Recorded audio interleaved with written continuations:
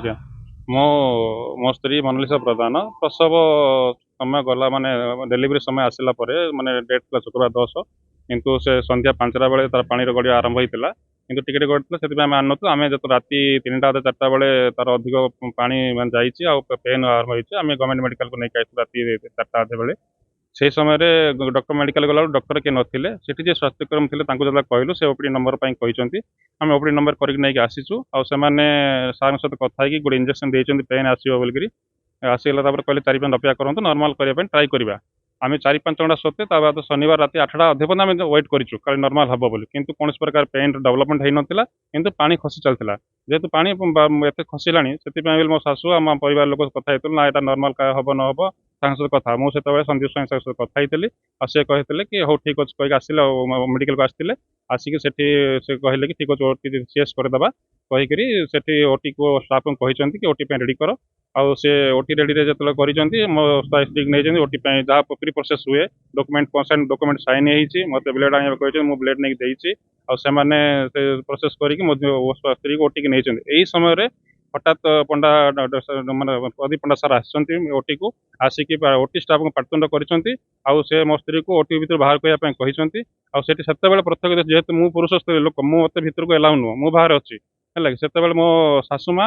ଆଉ ଯେ ଆଶାକର୍ମୀ ସେ ଦୁଇ ଜଣ ନେହୁରା ହେଇଛନ୍ତି ଆପଣ ଓଟିରେ ପେସେଣ୍ଟ କାହିଁକି କାଢୁଛନ୍ତି ଏଇଟା ଠିକ୍ ନୁହଁ ଆଉ ଯଦି ସାଇନ୍ସ ନ କରିବେ ଆପଣ ଡ୍ୟୁଟି ତ ଆପଣ କରିଦିଅନ୍ତୁ କହିଲେ ମୁଁ କରିବିନି କି କାହାକୁ କରେଇଦେବି ନା କିଏ କରିବ ମୁଁ ଦେଖିବି ଏମିତି ବା ଧମକପୂର୍ଣ୍ଣ ଦେଇକି ସ୍ତ୍ରୀକୁ ସେଠି ମୁଁ ଅଧା ରାସ୍ତାରେ ବାହାରୁ କାଢି ଦେଇକି ଛାଡ଼ି ଦେଇକି ସେ ପଳେଇছে ମୁଁ ତ ଯେତେବେଳେ ମୋ ମାନେ ଶାଶୁ ମା ଡାକିଲେ କି କ'ଣ ଦେଖନ୍ତୁ ପଣ୍ଡା ସାର୍ ଆସି କ'ଣ କଲେଣି ଆସିକି ଆପଣ ଆସନ୍ତୁ କହିଲା ମୁଁ ଯେତେବେଳେ ଗଲି ସେ ଗଲାବେଳେ ସେ ଜାଗାରେ ପଣ୍ଡା ସାର୍ ନାହାନ୍ତି ମୁଁ ଅପେକ୍ଷା 10-15 ମିନିଟ୍ ରଖିଲି ଯେତେବେଳେ ମୋର ମାନସିକ ଅବସ୍ଥା ସେମିତି ଖରାପ ଆଉ ସେତେବେଳେ ଗୋଟେ ଓଟି ଭିତରେ ଗୋଟେ ପେସେଣ୍ଟକୁ ସେମିତି ସେମାନେ ଝଗଡ଼ା କରିକି ଓଟି ଭିତରେ ବାହାର କରି ତା ମାନସିକ ଅବସ୍ଥା କ'ଣ ହେଉଥିବ ଆଉ ମୋର ସେଠି ଦିଦିର ଜୀବନ ଗୋଟେ ଜୀବନ ନାହିଁ ମୋ ସ୍ତ୍ରୀର ଜୀବନ ମୋର ଛୁଆର ଜୀବନ ପାଇଁ ବୋଲି ମୁଁ ଗୋଟେ ଡିସିସନ୍ ନେଲି ନାଇଁ ଠିକ୍ ନାହିଁ ମୋ ଯାହା ବି ମୁଁ ଏଠି ମୋର ଆଗ ମୋର ଜୀବନ ସେଥିରେ ବଞ୍ଚିବା ଦରକାର ମୁଁ ସେଥିପାଇଁ ବୋଲି ମୁଁ ମାନେ ଆସିକି ମୁଁ ଗୋଟେ ସହରୀ ମେଡ଼ିକାଲ ସୋମନାଥ ଆଣିକି ମୋ ସ୍ତ୍ରୀର ପ୍ରସବ କରେଇଥିଲି ଆଉ ମୁଁ ଅଭିଯୋଗ ଏଇଠି ଜିନିଷ ଯେହେତୁ ମାନେ ଏଇ ପ୍ରକାର ଅପରିସ୍ଥିତି ମାନେ ମେଡ଼ିକାଲ ଭିତରେ ହେଉଛି ଗୋଟେ ଜୀବନ ମରଣକୁ ନେଇ ସେମାନେ ଖେଳୁଛନ୍ତି ନିଜ ନିଜର ମାନେ ମାନେ ବ୍ୟକ୍ତିଗତ ସମସ୍ୟାକୁ ନେଇକିରି ମାନେ ଗୋଟେ ରୋଗୀର ଜୀବନ ସହିତ ମାନେ ଖେଳୁଛନ୍ତି ହେଲା କି ଏଥିରେ ମାନେ ଦୁଇ ଜଣ ଜୀବନ ଯଦି ଚାଲି ଯାଇଥାନ୍ତା ତାହେଲେ ଦାୟୀ କିଏ ହେଇଥାନ୍ତା ସେଥିପାଇଁ ମୁଁ ଏ ଜିନିଷ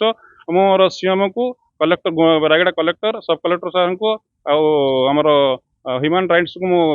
ମାନେ ଗ୍ରିଭାନ୍ସ ହେଲେ ଦେଇଛି ସେମାନଙ୍କୁ ବାଇ ମେଲ୍ ଜଣେଇଛି ଆଉ ପୌର ଅଧୀକ୍ଷକ ତାଙ୍କୁ ମାନେ ଲିଖିତ ଆକାରରେ ତାଙ୍କୁ ଦେଇଛି ଆଉ ମୋର ଏ ଜିନିଷର ମୋର ମୋର ଦରକାର କିଏ ଯେ ଦୋଷୀ ହେଇଛି ଏ ଜିନିଷ ହେବା କଥା ନୁହଁ ଏ ଜିନିଷ ଗୋଟେ ଓଟି ଭିତରେ ଗୋଟେ ପେସେଣ୍ଟକୁ ଆପଣ ବାହାର କରିବା ଠିକ୍ ନୁହଁ। ନାଇଁ ସେମିତି କିଛି ନଥିଲା ମୁଁ doctor Sandeep Swain gynaec specialist HDH ଗୁଣପୁରର ମୋର ଡ୍ୟୁଟି ଶନିବାର ଦିନ ସକାଳ 8ଟା ପର୍ଯ୍ୟନ୍ତ ଥିଲା। ସିଏ ମୋନାଲିସା ପ୍ରଧାନ ଯିଏ ମୋର ପର୍ସନାଲ ପେସେଣ୍ଟ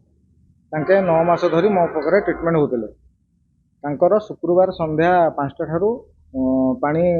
ଲିକିଂ ହେବାର ଲାଗିଥିଲା ତାଙ୍କେ ମୋତେ ଫୋନ୍ରେ ଜଣେଇଥିଲେ ମୁଁ କହିଲି ହଉ ଠିକ୍ ଅଛି ଜୋରରେ ପେନ୍ ହେଲେ କିମ୍ବା ପାଣି ଯଦି ଅଧିକା ଦିଆଯାଏ ତାହେଲେ ମେଡ଼ିକାଲ ଆସିକି ଆଡ଼ମିସନ୍ ହୁଅନ୍ତୁ ଭୋର 5ଟା ବେଳୁ ତାଙ୍କୁ ଯୋଉ ଟିକେ ଟିକେ ପେନ୍ ହେଲା ସିଏ ହସ୍ପିଟାଲ ପଳେଇ ଆସିଛନ୍ତି ମୋ ଅଣ୍ଡର ମଧ୍ୟ ଆଡ଼ମିସନ୍ ହେଇଥିଲେ ତାପରେ ସକାଳେ ମୁଁ ଦେଖିଲି ତାଙ୍କର ଅସ୍ କ୍ଲୋଜ୍ ଥିଲା ମାନେ ବାଟ ଫିଟି ନଥିଲା ତ ମୁଁ କହିଲି ନାଇଁ ୱେଟ୍ କରିବା ଇଭିନିଂ ପର୍ଯ୍ୟନ୍ତ ୱେଟ୍ କରିବା ନହେଲେ ଦେଖିକି ଡିସିସନ୍ ନେବା ସେଇ ଭିତରେ ସନ୍ଧ୍ୟା 8ଟା ବେଳକୁ ମୁଁ ଯାଇକି ଦେଖିଲି ସେମିତି ପ୍ରୋଗ୍ରେସ୍ ନାହିଁ ପାଣି ଟୋଟାଲି ନାହିଁ ମୁଁ କହିଲି ପ୍ରୋଗ୍ରେସ୍ ହେବନି ତ ସିଜରିଆନ୍ କରିଦେଲେ ବେଟର୍ ହେବ ତାଙ୍କ ଲୋକମାନେ ବି ଛାନିଆ ହେଇ କହିଲେ ନାଇଁ ଠିକ୍ ଅଛି ସାର୍ କରିଦେବା ତ ମୁଁ ଓଟି ପ୍ରିପାରେସନ୍ ପାଇଁ ତାଙ୍କୁ ଆମ ଲେବର ରୁମ୍ ଷ୍ଟାଫ୍ ଦିଦିମାନଙ୍କୁ ଜଣେଇଥିଲି ଏବଂ ଓଟି ପ୍ରିପାରେସନ୍ କରେଇଥିଲି ସେତେବେଳେ ପଣ୍ଡା ସାର୍ ଆସିକି ମନା କଲେ ଯେ ନାଇଁ କେସ୍ ହେଇପାରିବ ନାହିଁ ଆଉ ତାପରେ ସେ ପେସେଣ୍ଟ ନିଜେ ପ୍ରାଇଭେଟକୁ ପଳେଇ ଆସିକି ଅପରେସନ୍ ହେଲା ଆଉ ଶନିବାର ଦିନ ରାତି 9ଟା ବେଳେ ଏ ଘଟଣା ଘଟିଥିଲା ଆକ୍ଚୁଆଲି ମୁଁ ସେ ପେସେଣ୍ଟକୁ କେବଳ ଦେଖିଛି ତାଙ୍କ ରୋଗୀକି କେବେ ଚିହ୍ନିନି କି ଦେଖିନି ତାଙ୍କୁ ସକାଳେ ସେ 7ଟା ଅଧେରେ ଆସିଥିଲେ ପାଣି ଯାଉଛି ବୋଲି କମ୍ପ୍ଲେନ୍ କରିଥିଲେ ଆଡ଼ମିସନ୍ ହେଇଥିଲା କିନ୍ତୁ କେହି ସାଇନ୍ କରିନଥିବାରୁ ମୁଁ 11ଟା ବେଳେ ତାକୁ ଆଉ ଥରେ ଦେଖିଲି ଅଲ୍ଟ୍ରାସାଉଣ୍ଡ ସାରିଲା ପରେ ଦେଖିଲା ପରେ ପେସେଣ୍ଟ ଠିକ୍ ଅଛି ପିଲା ଠିକ୍ ଅଛି ତେଣୁକରି ପାଣି ଗଲା ପରେ ଆମେ 24 ଘଣ୍ଟା ଜଗିବା କଥା ତେଣୁକରି ଆମେ ଜଗିବା ପାଇଁ ତାଙ୍କୁ ଛାଡ଼ିଦେଲୁ ସକାଳେ ଆଣ୍ଟିବାୟୋଟିକ୍ ଦିଆଯାଇଥିଲା ସନ୍ଧ୍ୟାବେଳେ ଆଉ ଥରେ ଆଣ୍ଟିବାୟୋଟିକ୍ ଦେବା ପାଇଁ ଲେଖିଲି ମଧ୍ୟ ସେ ଦେଇଛନ୍ତି ରାତି 9ଟା ବେଳେ ମୁଁ ସେଦିନ ଡ୍ୟୁଟିରେ ଥିଲି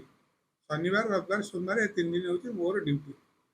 ମୋ ଡ୍ୟୁଟି ଭିତରେ ଅନଅଥରାଇଜ୍ ଭାବରେ ଡକ୍ଟର ସ୍ୱାଇଁ ଆସିକି କହିଲେ ଯେ ମୁଁ କରିବି ବୋଲି କେସ୍ ମୁଁ କହିଲି ଅନଅଥରାଇଜ୍ କାହିଁକି ମୋତେ ପଚାରିବ ଯେହେତୁ ମୁଁ ଲେବର ରୁମ୍ ଇନଚାର୍ଜ ପ୍ଲସ୍ ସେଦିନ ଡ୍ୟୁଟି ଚାର୍ଜରେ ଅଛି। ତେଣୁକରି ମୁଁ କହିଲି ମୋତେ ପଚାରିବା କଥା। ଆଉ ସେମିତି ବି ତାର କିଛି ଅସୁବିଧା ନଥିଲା। ଥରେ ପାଣି ଯାଉଥିଲା ବୋଲି କହୁଥିଲେ, ସେମିତି ଏମର୍ଜେନ୍ସି ଅପରେସନ୍ ଆବଶ୍ୟକ ନଥିଲା। ରାତି 9ଟା ବେଳେ ପୁଣି କଲ୍ ଆସିଲା ଆମର ଗୋଟେ କେସ୍ ପେସେଣ୍ଟ ପାଇଁ, ଯେଉଁଟା ଗୁଡ଼ାରିରୁ ରପ୍ଚର୍ ହେଇଗଲା ୟୁଟ୍ରସ୍ ତାର। ତାକୁ ବଡ଼ କଷ୍ଟରେ ଆମେ ସେଭ୍ କଲୁ, ରାତି 1 ହେଇଗଲା। ତେଣୁକରି ୟାଙ୍କ ପେସେଣ୍ଟକୁ ଆମେ ସକାଳକୁ ଡିଲେ କରେଇଲୁ, ଯେହେତୁ କୌଣସି ରିସ୍କ ନଥିଲା। ତା ଭିତରେ କ'ଣ ହେଇଛି ମୁଁ ଜାଣିନି, ପେସେଣ୍ଟ କିନ୍ତୁ ସାଇନ୍ କରିକି ପଳେଇଛନ୍ତି ଯେ ଆମେ ପଳେଇବୁ ବାହାରକୁ। ପେସେଣ୍ଟ ସାଇନ୍ କରିକି ପଳେଇଛନ୍ତି। ଏବେ ଶୁଣିବାକୁ ପାଇଲି ଯେ ବାହାରେ ଯାଇକି ଅପରେସନ୍ ହେଇଛି ଆଉ। ସାର୍ ଆଉ ଗୋଟେ ଜିନିଷ ଚର୍ଚ୍ଚା ହେଉଛି ସାର୍, ଦୁଇଟା ଡାକ୍ତରଙ୍କ କଳିରେ ଜଣେ ପେସେଣ୍ଟଟା ବଳି ଆକ୍ଚୁଆଲି ପଡ଼ିଛି। ଏଟା ଡାକ୍ତରଙ୍କ କଳି ନୁହେଁ ଭାଇ। ଜଣେ ଜୁନିୟର ଡାକ୍ତର, ସିଏ ଯଦି ସିନିୟର ଡାକ୍ତର ଇଏରେ ହସ୍ତକ୍ଷେପ କରିବ, ଆମେ ସିନିୟର ହେଇକି କହିବୁନି କି? ଆମେ ତ କହିବୁ ନା ଭାଇ ତମ ଡ୍ୟୁଟି ବେଳେ ଆସ। ସୋମବାର, ମଙ୍ଗଳବାର, ବୁଧବାର, ଗୁରୁବାର, ଶୁକ୍ରବାର ସେ ଡ୍ୟୁଟି କରିଛନ୍ତି। ଶନିବାର ଦିନ ସିଏ ବୋଧେ ବାହାରକୁ ଯାଇଥିଲେ ବିଟିଏଲ୍ କରିବା ପାଇଁ। ସେ ରାତିରେ ଆସିକି ଅନଥରାଇଡ୍ ଯାଇଛନ୍ତି ବୋଲି ମୁଁ ତାଙ୍କୁ ମନା କଲି। ସେ ଯଦି ମୋତେ ପଚାରିଥାନ୍ତେ ମୁଁ କହିଥାନ୍ତି କ'ଣ। ସେ ମୋତେ ପଚାରି ନାହାନ୍ତି କି ପେସେଣ୍ଟର ସ୍ୱାମୀ ମୋତେ ପଚାରି ନାହାନ୍ତି। ମୁଁ କେବଳ ପେସେଣ୍ଟକୁ ଦେଖିକି କହିଲି। ପେସେଣ୍ଟ ଚଷମା ପିନ୍ଧିକି ଶୋଇଥିଲେ ଖଟ ଉପରେ। ମୁଁ କହିଲି ଚଷମା ପିନ୍ଧିକି କ'ଣ ପ୍ରିପେୟାର କରୁଛ? ଚଷମା ପିନ୍ଧିକି ପ୍ରିପେୟାର ହେବ କି?